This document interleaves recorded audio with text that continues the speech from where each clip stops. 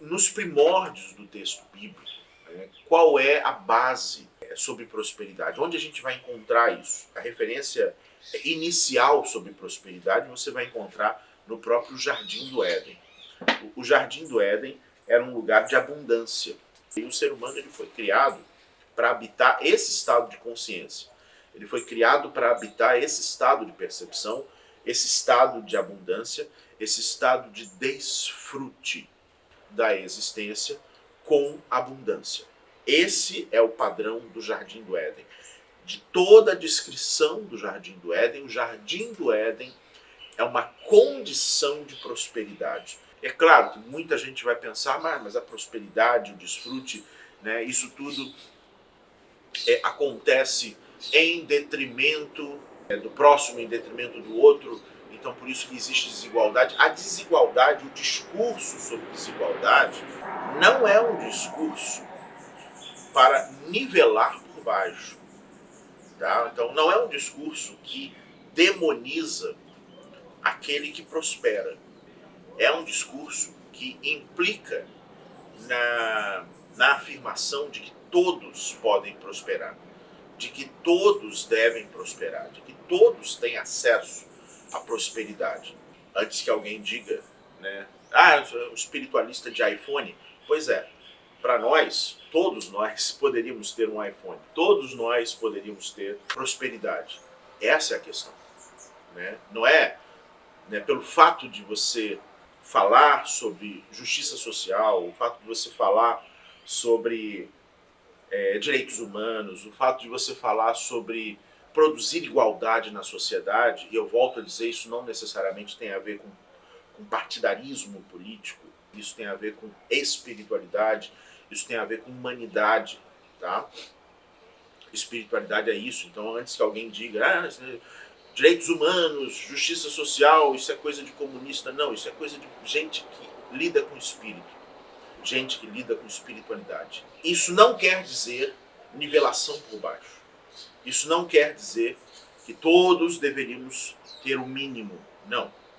Todos podemos desfrutar dessa vida, todos nós podemos desfrutar da abundância, e existe a possibilidade efetiva de que a sociedade em algum momento se torne isso. É claro, nós estamos longe disso, existem muitas transformações internas, pessoais, que precisam acontecer para que isso venha a ocorrer. Tá? Mas desfrutar é o primeiro mandamento do texto bíblico. Porque assim que o homem foi criado, nesse estado de consciência chamado Jardim do Éden, é dado a ele a ordem de desfrutar. E basicamente, o sétimo dia, basicamente, né, o chamado dia que ficou conhecido como o dia do descanso, o Shabat, ou Ashuat, como chamamos em aramaico, é na verdade o dia do desfrute. Né? É isso que esse dia representa. Então, desfrutar é tão importante, e desfrutar tem a ver com prosperidade, desfrutar da vida, de três conceitos básicos da potência humana, que é o prazer, o poder e a posse. Né? Desfrutar disso é a condição tão essencial e tão essencial que até Deus desfruta. Né? Que até a luz, é dito que a luz infinita desfruta no sétimo dia. A simbologia disso é que é algo tão importante que até a luz infinita traz para si a condição da prosperidade, que é a condição de desfrute. Prosperidade não tem a ver com acúmulo de riqueza e de poder, mas tem a ver com desfrute. Tá? Então, dentro da visão da Cabala ancestral, a prosperidade é uma questão importante, é uma condição de bênção, é uma condição de herança que nós temos como seres humanos. Então, nós devemos prosperar. Claro, a nossa visão sobre a vida e sobre a sociedade é uma visão que visa a produção de igualdade, direitos iguais, que visa, né, apontar questões voltadas à injustiça social, né, visa olhar para questões voltadas para pendências históricas que nós temos com determinados nichos da sociedade que foram negligenciados e foram massacrados e perseguidos historicamente, e temos que corrigir essas coisas para que as pessoas tenham direitos iguais para chegar nesse desfrute. E a grande prosperidade humana é quando todos nós estivermos desfrutando da vida e daquilo que ela pode proporcionar. Então não é nivelar por baixo, não é no sentido de todos nós vamos então ter o mínimo, mas não, todos nós podemos ter o máximo. Isso é perfeitamente possível, isso não é uma utopia, isso não é um discurso político, isso é um discurso espiritual. E é um discurso espiritual que toda pessoa ligada à espiritualidade deveria trazer para si e deveria trazer para sua visão de mundo. Não olhar para isso a partir de um olhar individualista, não olhar para isso a partir de um lugar da sua individualidade, mas estar atento, preocupado e fazer disso uma questão, o fato de que todas as pessoas deveriam ter acesso ao desfrute da vida. E é muito importante que você associe prosperidade igualmente ao crescimento das pessoas que estão à sua volta. Então, se você prospera, mas todas as pessoas que estão à sua volta não prosperam e às vezes até caem, do seu nível de prosperidade, isso é responsabilidade sua também. Então, ter esse olhar sistêmico, ter esse olhar integrado de conexão mútua é um olhar espiritual. Tá? Essa introdução é importante para que vocês entendam a visão da Cabala sobre prosperidade. A outra coisa importante também é acerca da tradução desse texto, dessa passagem, aonde Jesus e Yeshua fala sobre a questão da riqueza, do camelo passando pelo buraco da agulha. Essa tradução, ela normalmente é muito ruim. Ela não só é ruim, como ela é tendenciosa. A maioria das traduções bíblicas, elas não são apenas ruins. Até porque, muitas vezes, os tradutores, eles até sabem que aquela tradução não está correta. Mas muitos tradutores, eles fazem parte de determinado viés ideológico religioso. Então ele precisa corresponder às expectativas daquele norteamento religioso, ideológico. Então ele modifica a tradução do texto propositalmente para chegar naquilo que a religião quer defender, ou quer dizer, ou quer apontar. Primeira coisa que a gente tem que entender é que essa passagem, quando Jesus fala sobre o buraco da agulha, ela está contextualizada. Tá? É preciso entender o contexto. Ele chega numa cidade, ele chega num lugar onde um rapaz muito rico se aproxima dele dizendo que é uma pessoa que procura cumprir com suas questões espirituais, ele procura exercer com justiça o seu encaminhamento espiritual, e se isso daria a ele uma posição, se isso indicaria que ele estava no caminho certo. E era um rapaz muito rico, muito próspero, e a gente vai entender que existem muitos conceitos de prosperidade. Tá? Então, inclusive existe um conceito negativo de prosperidade. Por isso existem muitas palavras para falar sobre riqueza em aramaico, e eu vou falar de todas elas aqui. Isso tudo eu peguei o texto de Mateus. Mateus é o texto mais fidedigno em relação aos discursos de Yeshua, porque é o mais antigo, e Mateus foi um dos discípulos mais acirrados, mais fiéis aos ensinamentos da Cabala ancestral. Isso está no capítulo 19 do livro de Mateus, a partir da tradução do livro de Mateus, a tradução da Cabala ancestral. Onde eu acho a tradução da Cabala ancestral? Não acha. Isso é exclusividade das pessoas que fizeram o curso da interpretação cabalística do livro de Mateus comigo. Isso é um curso que talvez eu volte a dar em algum momento. Aguardem que talvez isso esteja aí. E nesse curso existe essa tradução da Cabala ancestral sobre o livro de Mateus. E no capítulo 19, a partir do versículo 21, é quando começa essa abordagem. Então eu vou ler aqui para vocês, vai do capítulo 19, versículo 21 ao versículo 24. Então são 4 versículos onde esse ensinamento ele é passado. Tá? E Yeshua diz: se quer ser perfeito, se você quer, ele fala para esse jovem, Esse jovem diz para ele assim: olha, eu faço isso, eu faço aquilo, eu sou uma pessoa boa, eu sou uma pessoa que cumpre minhas obrigações.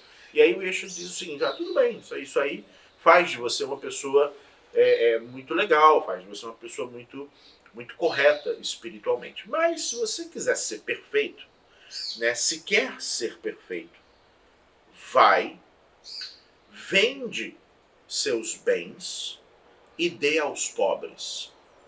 Terá um tesouro no céu. Depois, aqui, siga-me. Ouvindo essas palavras, o jovem vai embora entristecido. Sim, ele tinha numerosos bens. E Yeshua diz a seus discípulos: a mim, eu lhes digo, dosha, que é o nome que ele diz, e foi traduzido como um rico, mas ele não fala um rico. A palavra que ele fala é dosha.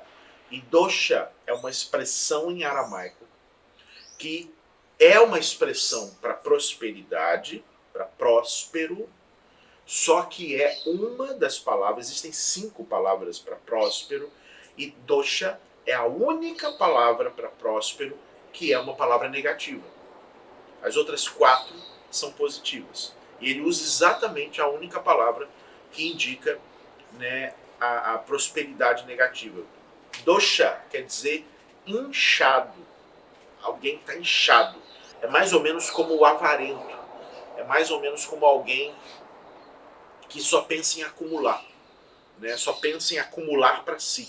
Então, esse é o conceito de dosha. Eu lhes digo, um dosha entra dificilmente no domínio do céu.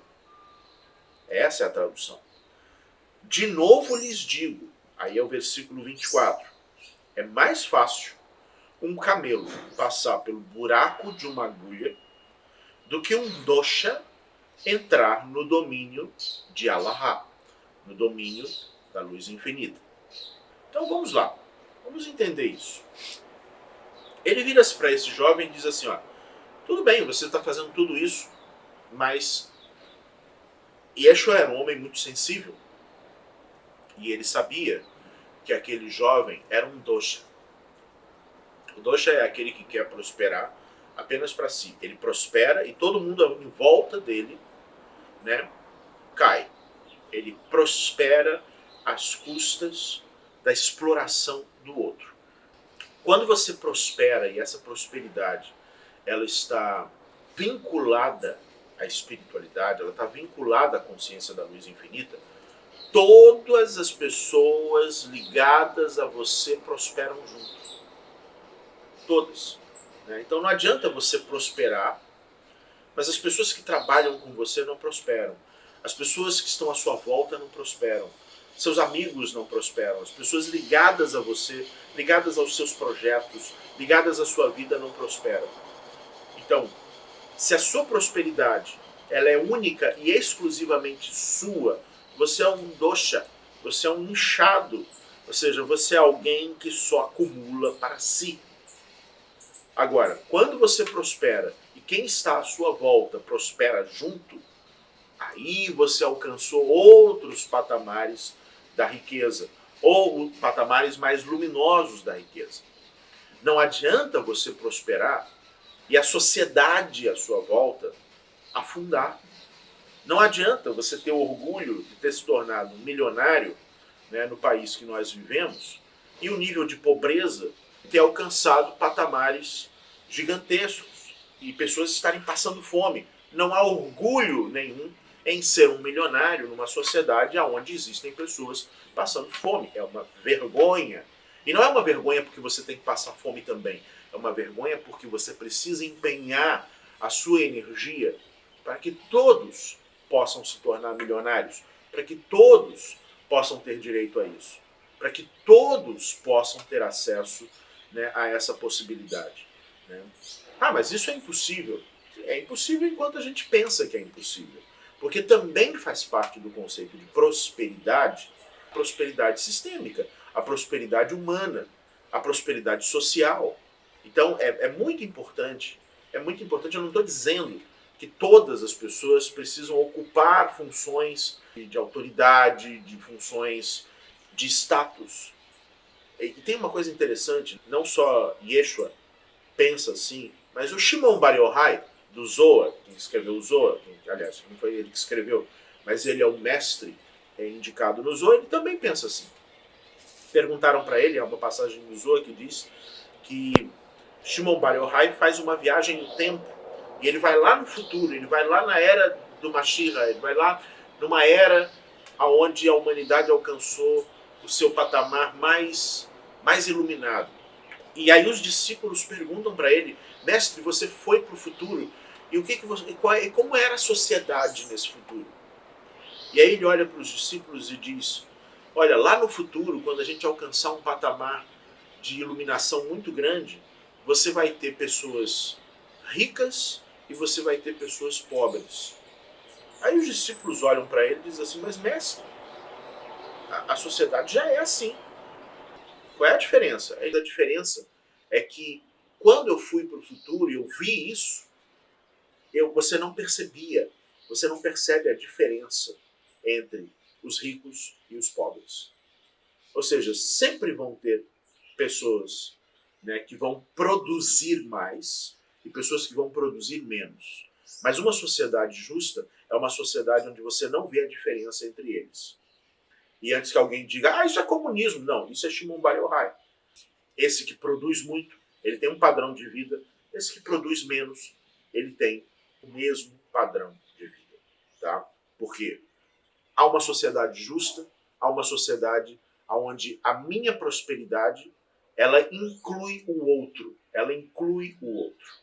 Né? Ou seja, eu não me sinto próspero enquanto quem estiver à minha volta não estiver próspero também.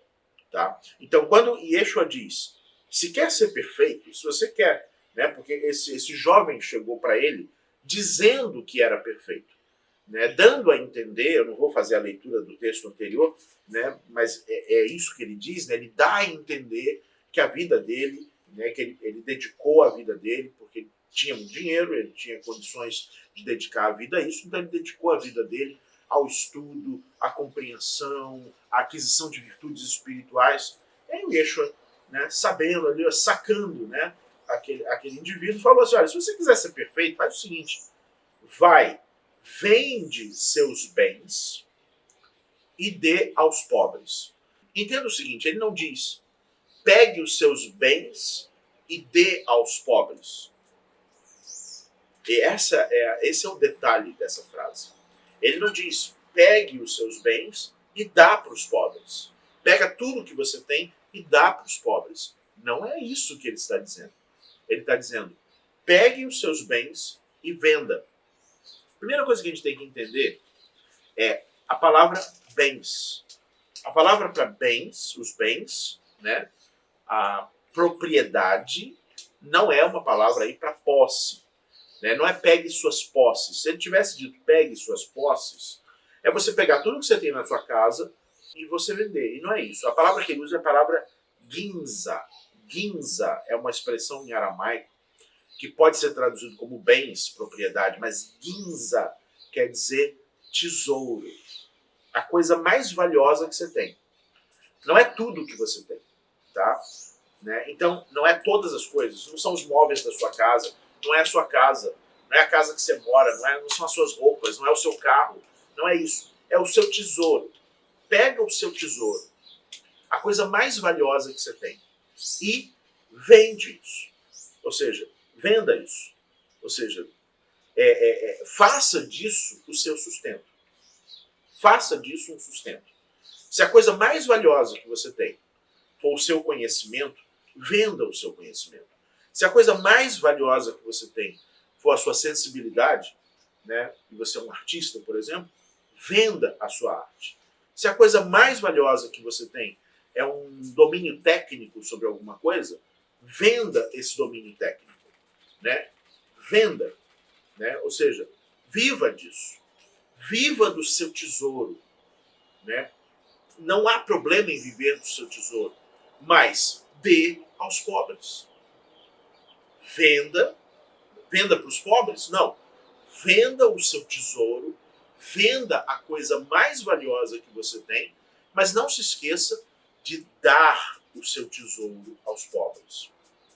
Qual é o meu tesouro? O meu tesouro é essa sabedoria milenar que eu recebi. Eu sou herdeiro de uma tradição. Então, recebi isso muito jovem na minha vida. Né? Recebi isso muito cedo na minha vida. Então, esse é o meu tesouro. Eu vendo o meu tesouro? Sim, eu vendo o meu tesouro. Mas eu também dou o meu tesouro aos pobres. Eu faço essas duas coisas. Então, Yeshua não diz, vende os seus bens aos pobres. Ele não diz, dê os seus bens aos pobres. Ele diz, venda o seu tesouro e dê aos pobres. São duas afirmações. Primeiro, venda o seu tesouro, né? Venda o que há de mais valioso em você. Ginza é o que é valioso em você. Né? Ginza é o que é valioso em você. O que é valioso em você? Você é um bom vendedor, então isso é o que é valioso em você. Você é um bom administrador, isso é o que é valioso em você. Você é um bom orador, você é um bom artista, você é um bom moldador, isso é o que é valioso em você. Então venda isso, não há problema em vender isso, mas dê aos pobres. Então, o meu tesouro é o conhecimento da Cabala. O meu tesouro é o conhecimento espiritual que eu recebi. Né? Que eu recebi. Eu recebi do meu mestre, que recebeu do seu mestre, que recebeu do seu mestre, e assim por diante. Este é o meu tesouro. E eu vendo esse tesouro, sim, eu vendo esse tesouro, e não há culpa nenhuma em relação a isso, porque é isso que Abraão fazia. É isso que Moisés fazia. Né? Ou seja, nenhuma dessas pessoas passou isso adiante de graça, porque a única coisa de graça na Bíblia é o fruto proibido. Aliás, é o único momento em que a palavra grátis aparece na Bíblia. É quando a serpente oferece o fruto proibido. Ela diz é grátis. É a expressão que ela usa. Né? É a grande sedução. Tudo aquilo que é dado de graça para você, na verdade, é uma armadilha. É uma sedução que cria uma condição de não merecimento. Cria uma condição de vergonha, de estar tendo acesso a uma coisa, né, que você não fez por onde receber. Não há gratuidade no universo. Até para uma estrela brilhar, ela cobra um tributo. Né? Todas as relações sistêmicas da natureza são relações de troca, são relações de interação e de permuta. A árvore dá algo ao solo e à atmosfera, e a atmosfera e o solo dá algo à árvore. Ou seja, não há gratuidade. Tudo se integra, tudo se complementa a partir de um sistema de troca, de correspondência. Então, venda o seu tesouro, mas dê aos pobres. Então, quero estudar na academia de Cabala. Sim. Você quer estudar? Você tem vários níveis de estudo. Aqui vocês estão tendo acesso praticamente todos os dias. Né? Na academia de Cabala você pode ter acesso todos os dias, inclusive sábado e domingo, a conteúdos sem pagar um tostão. Nós nos dedicamos todos os dias a dar algo para quem não tem condição de arcar com isso. Mas se você tem condição de arcar, você vai pagar por isso. Né? Mas existe um espaço, nós reservamos um espaço para dar aos pobres. Agora, o que nós queremos? Que você deixe de ser pobre. Que você abdique da condição de pobre e você possa investir, né, numa outra condição. Para que em algum momento você se torne alguém que também vai passar adiante. Para que em algum momento você se torne alguém que também vai, né, passar para frente esse saber, esse aprendizado, tanto a quem possa, né, arcar com ele, quanto aos pobres. Então nós temos uma quantidade enorme de pessoas na Academia de Cabala, isso é histórico dentro da Academia de Cabala, que tem bolsa, né, que tem acesso ao conhecimento. Além disso, esse trabalho que a gente faz hoje, que ao meu ver é um trabalho social também, né, de passar adiante, né, o conhecimento para quem não tem condição de arcar com isso, para quem não tem condição de estabelecer reciprocidade. Porque prosperidade tem a ver com isso. Né? Prosperidade tem a ver com reciprocidade. Tá?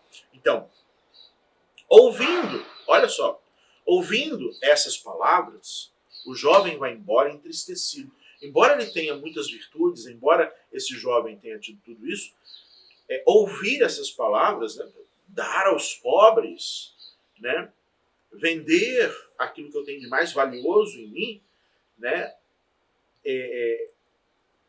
ele não entende, ele não compreende o que Yeshua está querendo dizer, porque aquilo está longe da compreensão dele. Assim como está longe da compreensão de muitas pessoas, inclusive muitas pessoas que estão me ouvindo nesse momento. Como assim dar aos pobres? Né? Cada um que lute, né? Cada um que lute por si. Né? É porque essa é uma ideologia que ainda existe no mundo. Em algum momento a gente vai olhar para trás e vai pensar como isso era ridículo, né? Como isso era algo totalmente primário, né? Como isso é uma espécie de canibalismo. Né? Um dia a gente vai olhar para trás e a gente vai pensar nisso. Mas hoje em dia ainda não. Hoje em dia a gente ainda é um pouco canibal em relação a isso. Tá? Isso ainda nos é normal, ainda nos é familiar. Né? Só pensar em si, garantir o seu, né? O outro que lute, o outro que faça também. Né? Fui eu que paguei, fui eu que lutei, fui eu que fiz isso, então eu mereço, e o outro que se dane. Ou seja, esse jovem não entendia o que ele estava dizendo, né? Essa compreensão sistêmica que Yeshua estava dizendo. Sim, ele tinha enormes tesouros. O jovem tinha enormes tesouros, mas ele não passava esse tesouro adiante. Ele nem vendia e nem dava aos pobres. Ou seja, ele não conseguia, ele era um parasita, ou seja, ele era um dosha, era alguém que só inchava. Ele era rico porque os pais eram ricos, ele era rico porque ele tinha recebido herança, ele era rico porque ele vivia às custas, né, de uma engrenagem parasitária, né, como muitas pessoas são, né, onde ninguém à volta dele prosperava e nem ele mesmo prosperava, né, na condição do que prosperidade realmente significa. E Yeshua então se volta para os discípulos dele, que tinham essa compreensão, e diz: a mim, né, eu lhes digo, um dosha entra dificilmente no domínio do céu. Ou seja, o que é o domínio do céu, que ficou traduzido como o reino do céu? O domínio do céu é o que é o céu? O céu é o mundo interno. Então, um dosha, uma pessoa inchada, uma pessoa que só pensa em si. Eu prosperei, mas a pessoa que trabalha comigo não prospera. Né? Mas as pessoas que estão à minha volta não prosperam. Eu não consigo levar ninguém para adiante, eu não consigo alavancar a vida de ninguém. Pelo contrário, eu só exploro, e todo mundo à minha volta é sugado. Isso é um dosha. Tá? Então ele está falando dessa pessoa, ele não está falando de qualquer pessoa que prospera. Ele está falando de um dosha. Então ele diz, olha, é muito difícil um dosha entrar no mundo interno, o céu, o domínio do céu é isso. Terra é o mundo externo, céu é o mundo interno. Então, o domínio do céu, dominar o seu mundo interno, é ter autoconhecimento, é ter conhecimento sobre si mesmo, é ter um olhar profundo sobre si mesmo. De novo lhes digo, ele diz no versículo 24, é mais fácil um camelo, e ele usa um camelo, né, também de propósito, aí a prova categórica de que ele é um grande cabalista. Ele usa a associação da figura do camelo porque o camelo é um símbolo da prosperidade. A palavra camelo em aramaico é a palavra gamal, que é o nome da letra gamal, que é uma letra no alfabeto aramaico, que é uma letra que rege o sustento e a prosperidade. Então, quando ele usa é mais fácil um gamal, né, passar pelo buraco de uma agulha, ou seja, é mais fácil esse símbolo da prosperidade, né, passar pelo buraco da agulha. O que é o buraco da agulha? O buraco da agulha é uma associação ao acesso mais profundo à consciência espiritual. E aí eu volto a citar Shimon Bar Yochai no Zohar, onde ele diz, abra, né, Deus falando com ele, né, Deus falando com Shimon Bar Yochai, Deus diz o seguinte, abra para mim o buraco de uma agulha e eu abrirei para você os portões da eternidade. Ou seja, o buraco de uma agulha era uma expressão idiomática usada na época.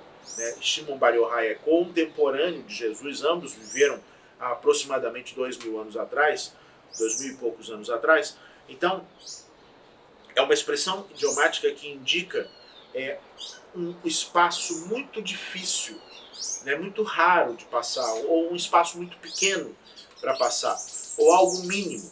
Né? O buraco de uma agulha é algo preciso.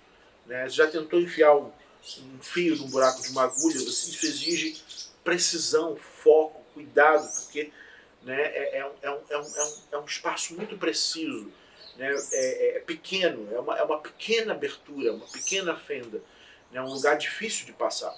Né? Então, é uma expressão idiomática para indicar exatamente essa dificuldade. Então, ele diz, é mais fácil um camelo, que é o símbolo da prosperidade, né, o símbolo da riqueza, propriamente, no mundo antigo, né, por causa da palavra gamal, que é a palavra para camelo, e a mesma palavra para essa letra que indica o sustento e a prosperidade, passar por um buraco muito pequeno, do que um dosha entrar no domínio da luz infinita.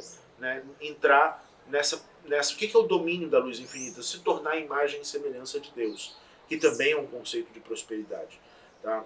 Porque Deus está ligado à abundância. Né? Não há nada ligado mais à abundância do que a própria ideia de Deus. Né? Então, é mais fácil, né, toda a riqueza do mundo, que é o camelo, né, que é o símbolo da riqueza, é o símbolo da prosperidade, passar por um buraquinho pequenininho, do que, né, uma pessoa que tenha muitas posses, mas só olhe para si, se tornar a imagem e semelhança de Deus.